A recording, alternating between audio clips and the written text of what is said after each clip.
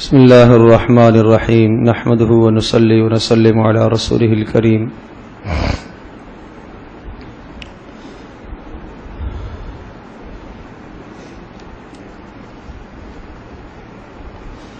سورۃ الزمر میں اخلاص کی دعوت دی گئی کہ آپ یہ کہہ دیجئے انی امرت ان اعبد اللہ مخلصا لہ الدین، کہ مجھے تو اسی بات کا حکم دیا گیا ہے کہ میں اللہ تبارک و تعالیٰ کی عبادت کروں خالص ہو کر، وَأُمِرْتُ لِأَنْ أَكُونَ أَوَّلَ الْمُسْلِمِينَ، اور مجھے اس بات کا حکم دیا گیا ہے کہ میں سب سے پہلے دین اسلام کو تسلیم کروں، اور اسی طرح سے مجھے تو ڈر لگتا ہے کہ اگر میں اللہ کی نافرمانی کروں گا تو بڑے دن کا عذاب مجھے آ پہنچے گا۔ قل کہہ دیجئے اللہ اعبد مخلصا لہ دینی، میں تو اللہ ہی کی بندگی کرتا ہوں خالص ہو کر، فاعبدوا ما شئتم من دونی، تم جس کی بندگی چاہو کرو، قل ان الخاسرین الذین خسروا انفسهم واہلیہم یوم القیامہ، بتا دیجئے آپ فرما دیجئے کہ یقیناً خسارہ اور نقصان پانے والے وہ لوگ ہیں جنہوں نے اس دنیا میں اپنے آپ کو بھی گھاٹے میں ڈالا اور اپنے گھر والوں کو بھی گھاٹے میں ڈالا، یہ لوگ حقیقت میں خسارے والے ہیں، جو دین سے دور ہو گئے وہ خسارے والے ہیں۔ الا ذالک هو الخسران المبین، یہ ہے بہت بڑی ناکامی۔ کیا ناکامی؟ لہم من فوقہم ظلل، اوپر سے بھی آگ، ومن تحتہم ظلل، اور نیچے سے بھی آگ ہوگی۔ ذالک یخوف اللہ بہ عبادہ یا عبادی فاتقون، یہ وہ عذاب ہیں کہ جن عذابوں سے اللہ پاک تمہیں ڈراتا ہے، اے میرے بندو، یا عبادی، اے میرے بندو، فاتقونی، مجھ سے ڈرو۔ والذین اجتنبوا الطاغوت، اور وہ لوگ جو اللہ کے سوا کی بندگی سے بچتے رہے اور اللہ کی طرف رجوع کرتے رہے، ان کے لیے خوشخبریاں ہیں۔ الذین یستمعون القول فیتبعون احسنہ، جنہوں نے قرآن مجید کی اتباع کی، سنا اور پھر اچھی طرح سے اس کی اتباع کی، یہی ہدایت پر اور یہی عقل مند ہیں۔ اور لیکن الذین اتقوا ربهم لهم غرف من فوقها غرف مبنیہ، ان کے لیے اللہ پاک نے جنت میں قسمہ قسم کے بالا خانوں کو تیار کے رکھا ہے۔ پھر اس سورہ زمر میں یہ بھی مضمون ذکر فرمایا کہ قرآن مجید پوری انسانیت کی دو تقسیمیں کرتا ہے، ایک وہ جنہوں نے ایمان لایا تو وہ مسلمان ہو گئے، اور وہ دوسرے جنہوں نے ایمان نہ لایا تو وہ کافر ہو گئے۔ یہ دو تقسیمیں انسانیت کی قرآن مجید نے کی ہیں، ماننے والے اور نہ ماننے والے۔ اس کے علاوہ جو علاقائی تقسیمیں ہیں، زبانی تقسیمیں ہیں، قوم کی تقسیمیں ہیں، ان تمام تقسیموں کا اعتبار قرآن مجید میں، اسلام میں، شریعت میں نہیں ہے، بلکہ اسلام ان تمام تقسیموں کی حوصلہ شکنی کرتا ہے۔ اور یہ ارشاد فرمایا کہ سب سے بڑا ظالم وہ ہے جو اللہ پر جھوٹ باندھے اور دین کی بات کو جھٹلاتا ہے، تکذیب کرتا ہے، یہ سب سے بڑا ظالم ہے۔ اور اسی کے ساتھ پھر یہ ارشاد فرمایا کہ کچھ ظالم ایسے اس دنیا میں شرک کرنے والے لوگ ہیں کہ جب ان کے سامنے اللہ کا تذکرہ آتا ہے تو ان کے چہروں پر انقباض آ جاتا ہے اور ان کے چہرے بدل جاتے ہیں، اور جب اللہ کے ساتھ بتوں کو بھی شریک کیا جائے تو وہ خوش ہو جاتے ہیں۔ قل کہہ دیجئے اللہم فاطر السماوات والارض عالم الغیب والشہادہ، اے اللہ تو ہی آسمانوں کو بنانے والا، زمینوں کو بنانے والا، ظاہر باطن چیزوں کو جاننے والا، اور انت تحکم بین عبادک، تو ہی اپنے بندوں کے درمیان میں فیصلہ کر لے، قیامت کے دن جو بھی آپس میں اختلاف اب کر رہے ہیں اے اللہ تو ہی فیصلہ کرے گا۔ یہ آیت بینہ اس میں اعظم بھی بتایا گیا ہے کہ جو آدمی اپنی دعا سے پہلے اس کو پڑھے گا اس کی دعا قبول ہوگی۔ رسول پاک صلی اللہ علیہ وسلم بھی اپنی دعاؤں میں اس آیت کو بہت پڑھا کرتے تھے، اللہم فاطر السماوات والارض عالم الغیب والشہادہ انت تحکم بین عبادک فیما کانوا فیہ یختلفون، تو پڑھا جائے قل یا عبادی الذین اسرفوا علی انفسہم۔ پھر یہ سورہ زمر میں یہ مضمون بھی ذکر فرمایا کہ اے وہ لوگوں جنہوں نے گناہ کیے، جرم کیے، زیادتیاں کی ہیں، اللہ کی نافرمانیاں کی ہیں، اے میرے وہ بندو لا تقنطوا من رحمت اللہ، اللہ کی رحمت سے مایوس نہ ہونا۔ اللہ پاک نے اس آیت میں اپنے گناہگار بندوں کو خطاب فرمایا ہے اور ان کو ایک تسلی دی ہے کہ امید تمہاری بھی کی جا سکتی ہے، بخشش کی امید ہو سکتی ہے. جتنے بھی گناہ ہو جائیں، جتنی بھی نافرمانیاں ہو جائیں، جتنی بھی زیادتیاں ہو جائیں، اگر حقوق العباد کی زیادتیاں ہیں تو ان کی ادائیگی کی فکر کرو، اور اگر حقوق اللہ کی زیادتیاں کی ہیں تو ان کی ادائیگی کی بھی فکر کرو. حقوق اللہ کی زیادتیاں کیا ہیں؟ نماز چھوڑی ہے، روزے چھوڑے ہیں، زکوٰۃ اور قربانیاں اگر چھوڑی ہیں تو ان تمام اعمال کی ادائیگی کی فکر کرو اور توبہ اللہ کی طرف رجوع کر لو. اللہ تبارک و تعالیٰ توبہ کو قبول کرنے والا ہے. قرآن مجید میں سب سے زیادہ امید دلانے والی آیت یہی آیت بینہ ہے، اور اس آیت نے بڑے بڑے گناہگاروں اور نافرمانوں کے دلوں کو اللہ کی طرف موڑ دیا. اور اللہ پاک کا خطاب بھی بڑا عجیب ہے، یا عبادی الذین، اے میرے بندو، اے میرے بندو. جب بات یہ آئی کہ اے میرے بندو، فوری خیال آیا کہ شاید اس لفظ سے مراد وہ بندے جو راتوں کو قیام کرنے والے، جو تہجد پڑھنے والے، قرآن کی تلاوت کرنے والے، حج و عمرہ کرنے والے. کہا نہیں، الذین اسرفوا علی انفسہم، جنہوں نے اپنے اوپر زیادتی کی ہے گناہ کر کے. اے میرے وہ بندو جنہوں نے اپنے اوپر زیادتی کی ہے گناہ کر کے.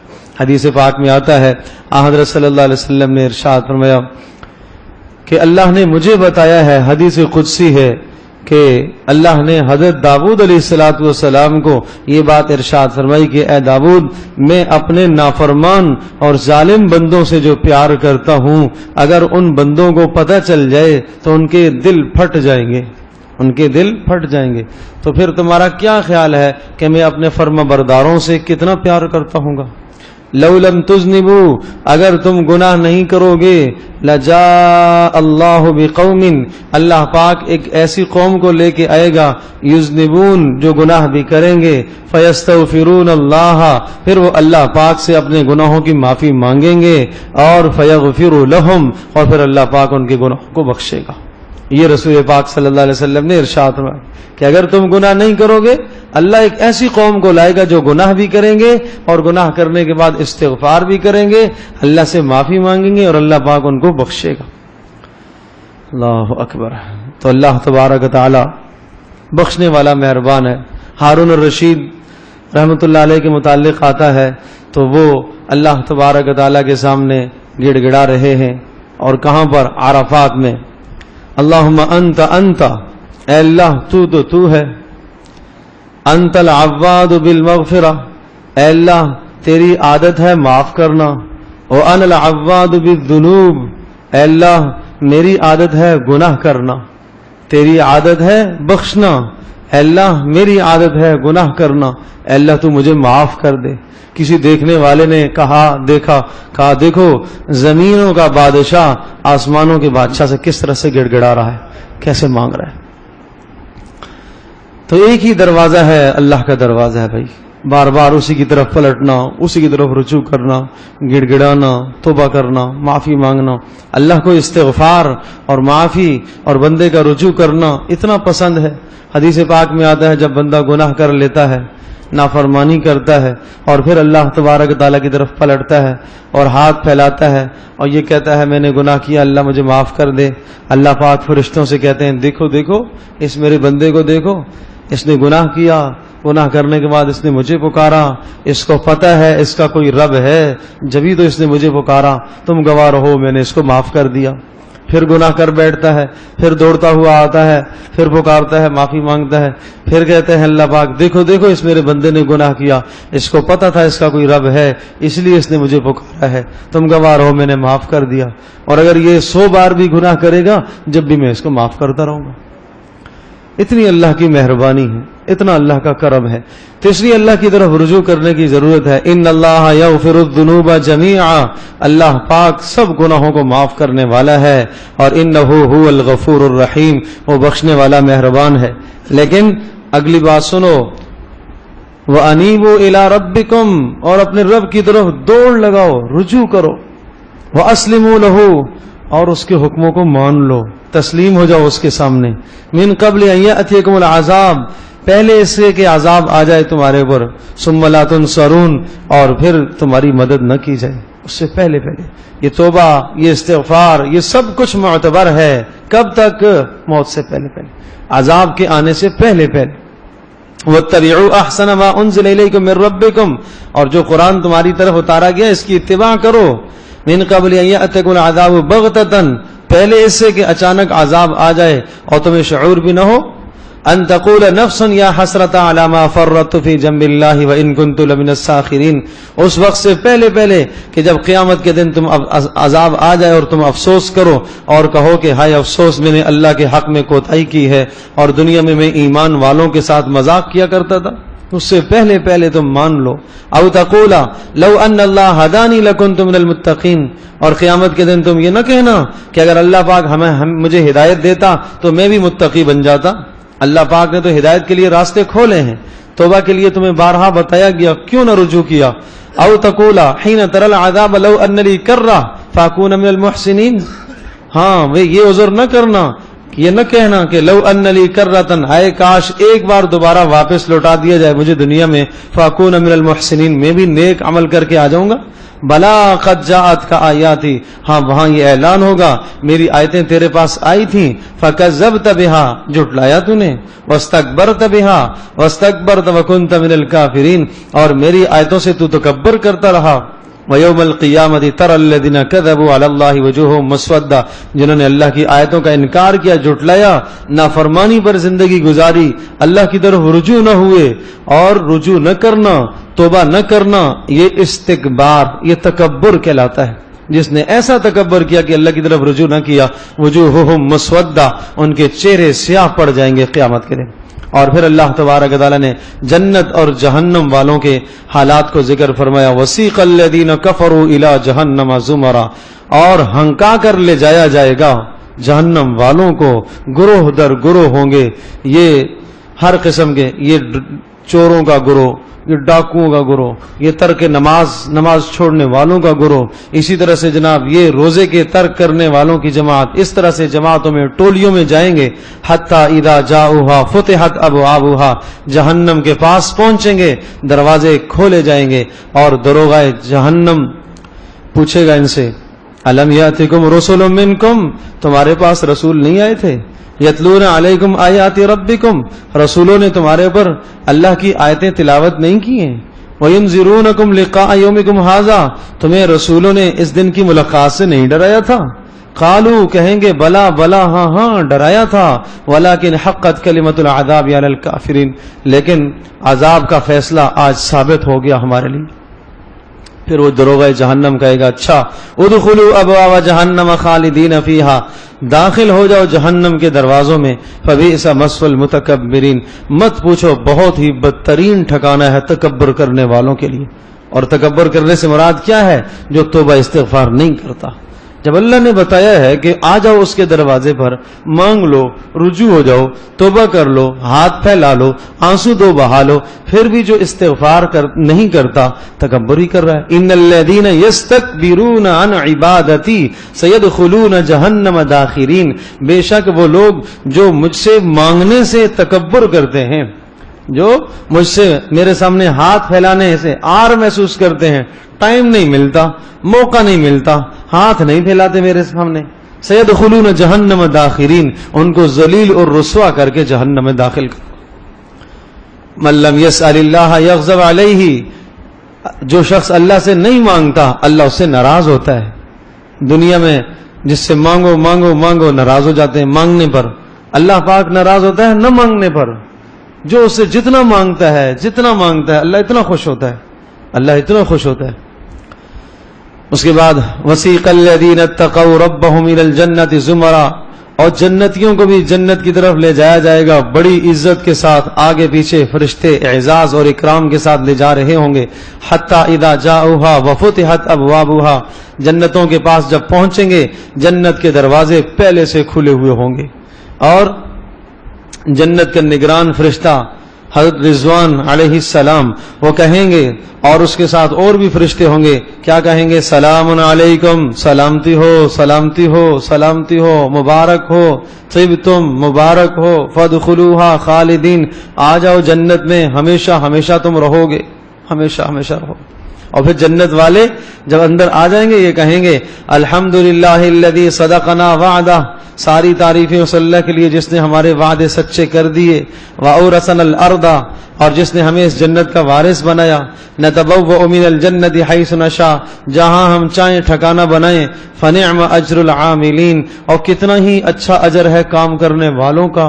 وَتَرَى الْمَلَائِكَةَ حَافِّينَ مِنْ حَوْلِ الْعَرْشِ اور آپ دیکھیں گے فرشتے اللہ کے عرش کے چاروں طرف پر پھیلائے ہوئے. یسبحون بحمد ربہم اپنے رب کی حمد کی تسبیح کر رہے ہوں گے. سبحان اللہ و بحمدہ سبحان اللہ العظیم کے کلمے پڑھ رہے ہوں گے. وقضی بینہم بالحق اس طرح سے فیصلہ ہوگا. وقیل الحمد للہ رب العالمین اور جنتی اس وقت کہیں گے ساری تعریفیں اس اللہ کے لیے جو سارے جہانوں کا پالنے والا ہے.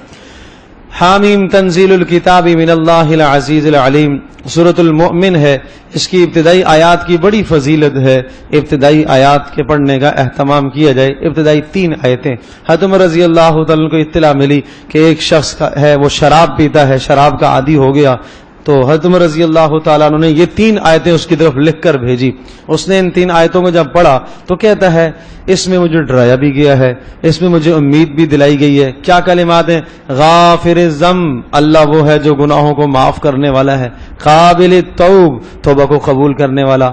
شدید العقاب سخت سزا دینے والا. ذی الطول نعمتیں عطا کرنے والا. تو کہنے لگا 3 الفاظ ایسے ہیں جن میں امید ہے اور ایک لفظ ایسا ہے جس میں ڈراوا ہے. اس کا مطلب یہ ہوا کہ اللہ تبارک تعالیٰ کی رحمت اللہ کے غضب اور غصے پر غالب ہے. اس لیے کہنے لگا کہ میں نے بہت گناہ کیے لیکن امید کی جا سکتی ہے. اس آیت سے پتہ چل رہا کہ میری بھی بخشش ہو جائے گی. چنانچہ حضرت عمر رضی اللہ تعالیٰ کے اس خط کو ان آیات کو وہ پڑھ کر وہ دوبارہ اس نے توبہ کی اور نیک صالح آدمی بن گیا. اس نے شراب بھی چھوڑ دی. اس کے بعد اللہ تبارک تعالیٰ نے آخرت کے کچھ احوال پھر ذکر فرمائے. ان الذين كفروا ينادون لمقت الله اکبر من مقتكم انفسكم اذ تدعون الى الايمان فتكفرون اللہ کے سوا جو غیروں کو پکارتے ہیں کتنے غضب کی بات ہے, غصے کی بات ہے. قیامت کے دن وہ کہیں گے اے اللہ 2 موتیں تو نے دے دی, 2 زندگیاں تو نے دے دی. اے اللہ ہم نے اپنے گناہوں کا اعتراف کر دیا. اے اللہ کوئی خلاصی کی صورت ہے؟ نہیں, خلاصے کی صورت نہیں. سب کو اللہ تبارک تعالیٰ موت دے دے گا اور وہ عرش والے فرشتے وہ بھی مر جائیں گے. ملک الموت جو موت والا فرشتہ ہے اس پر بھی موت طاری ہو جائے گی. پھر اللہ تبارک تعالیٰ میدان محشر میں سب پر فنا اور اللہ پاک ارشاد فرمائیں گے میرے عرش کے نیچے جو ہے سب پر فنا ہے. آج سب پر موت آئے گی. حملۃ العرش رہ جائیں گے.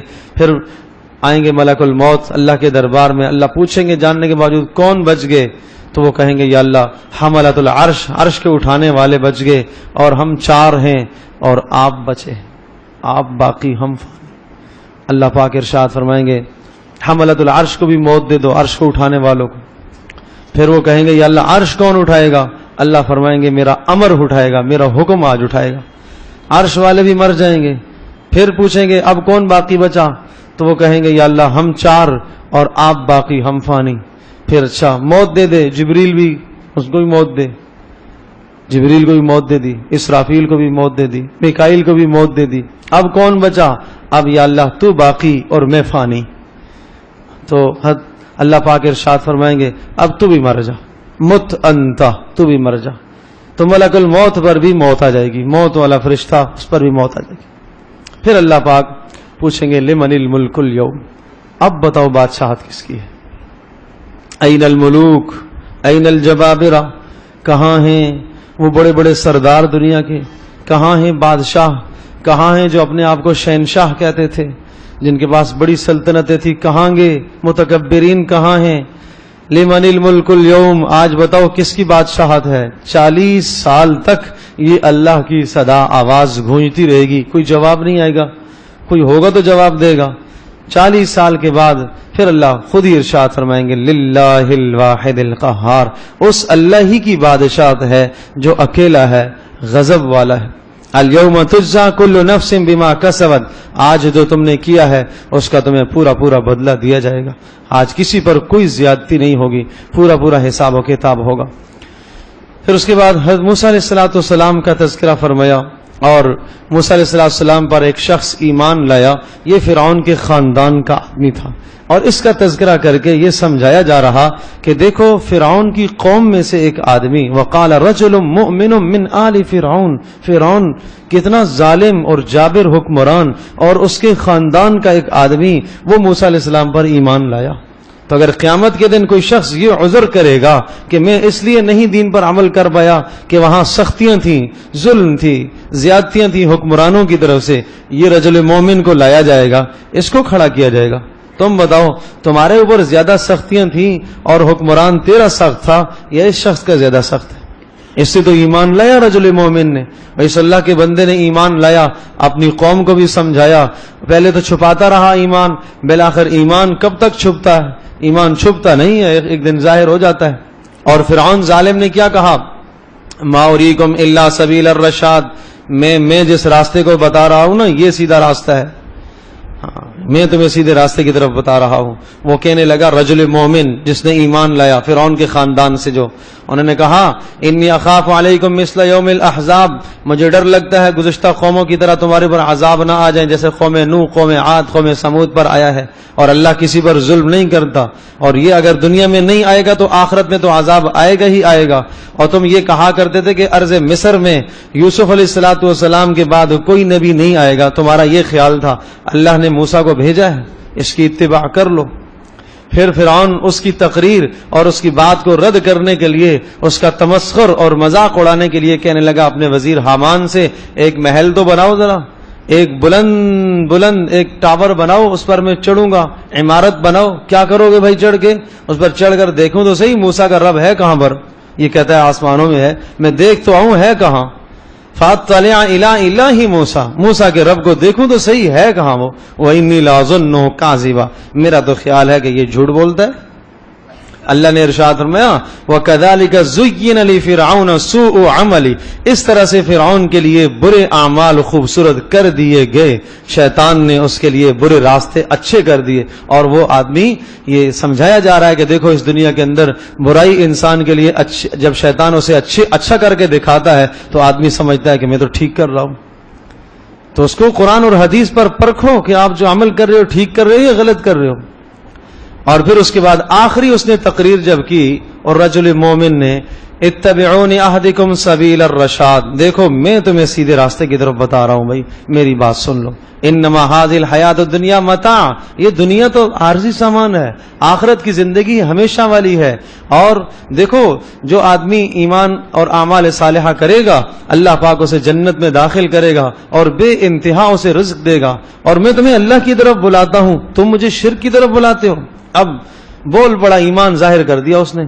ایمان ظاہر کرنا تھا کہ فرعون نے اس کے قتل کا منصوبہ بنایا اور 1000 فوجیوں کے سپرد کر دیا، پکڑو اس کو اور اس کو جا کے پہاڑ سے نیچے گرا کے آؤ، عبرتناک سزا اس کو۔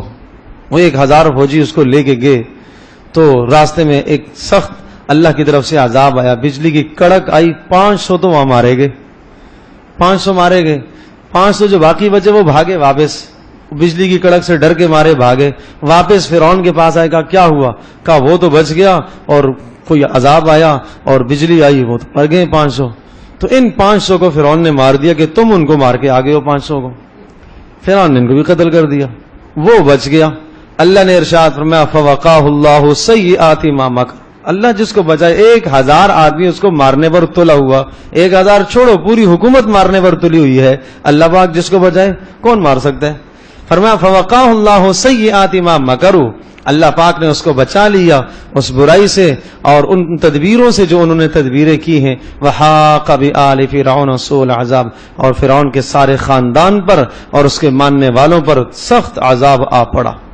اور پھر آخر میں اس سورہ مبارکہ کے آخر میں اسی طرح سے رسول پاک صلی اللہ علیہ وسلم کو تسلیاں کہ اگر نہیں مانتے آپ کی بات تو آپ فصبر ان وعد اللہ حق، بس آپ انتظار کریں، اللہ کا کچھ وعدہ ہے، کچھ ٹائم لگے گا، وقت لگے گا۔ فَإِمَّا نُرِيَنَّكَ بَعْضَ الَّذِي نَعِدُهُمْ، جو ہم نے وعدے کیے ہیں ان لوگوں سے عذابوں کے، یا تو ہم آپ کو دکھائیں گے دنیا میں، اور بدر میں دکھایا وہ وعدہ، بدر میں وہ وعدہ دکھایا، سارے سردار بڑے بڑے مارے گئے، او نتوفینک فالینا یرجعون، یا یہ ہے کہ ہم آپ کو موت دے دیں گے، آپ دنیا سے رخصت ہو جائیں گے، اس کے بعد یہ ہمارے پاس آئیں گے تو ہم ان کا حساب کتاب کر لیں گے۔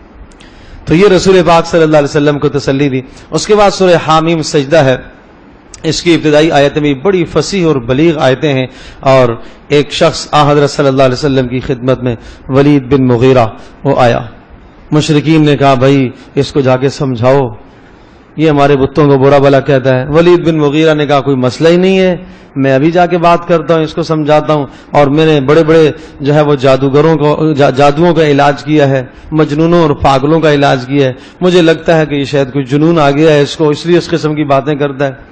نبی علیہ السلام کے پاس آ گیا، کہا بھائی سنا آپ اس قسم کی باتیں کرتے ہیں تو مجھے تو جنون لگتا ہے اور مجھے اچھا علاج کرنا آتا ہے، اگر آپ بتائیں تو میں علاج کروں۔ آپ علیہ السلام نے ارشاد فرمایا سنو میرا کلام، اس کے بعد کر لینا جو علاج کرنا ہوا۔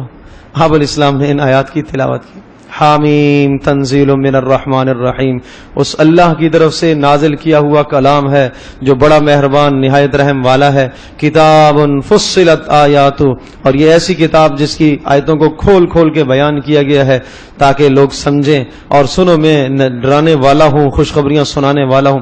یہ آیتیں پڑھتے گئے جب یہاں پہنچے فَإِنْ أَعْرَضُوا فَقُلْ أَنذَرْتُكُمْ، اگر تم نہیں مانتے ہو میری بات کو تو سنو، میں تمہیں ڈراتا ہوں اس عذاب سے جو قوم عاد اور قوم سمود پر آیا۔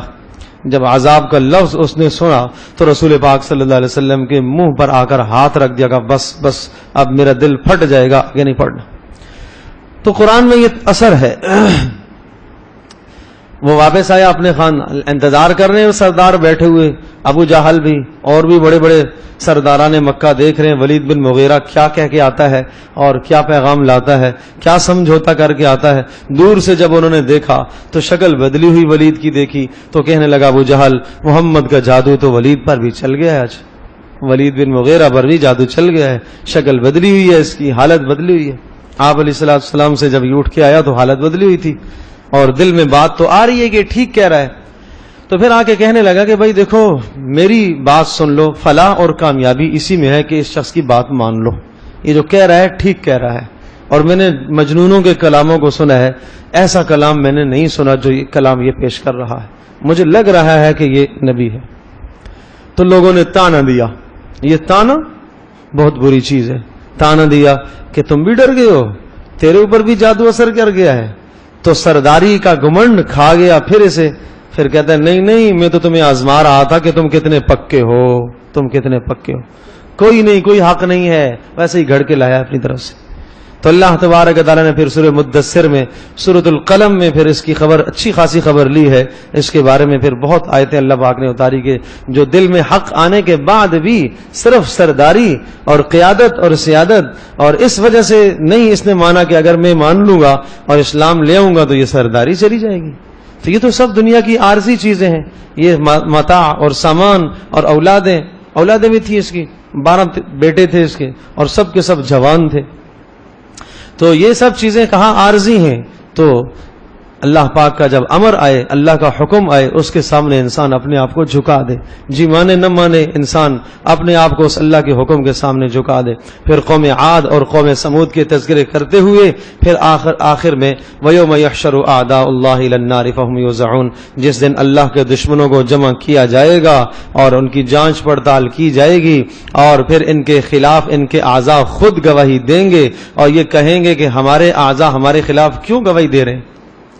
تو جواب ملے گا، ہاں وہ اعضاء خود بولیں گے انطقنا اللہ الذی انطق کل شیء، آج ہمیں اس اللہ نے گویائی دی ہے جس اللہ نے ہر چیز کو بلوایا ہے۔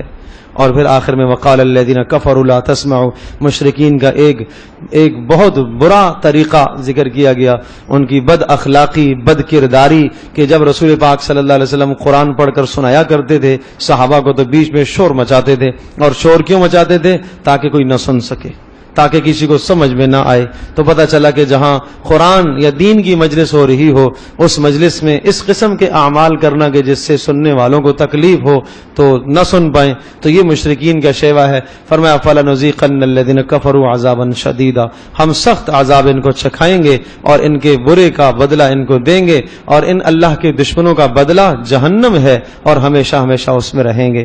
اللہ تبارک و تعالی ہم سب کی حفاظت فرمائے۔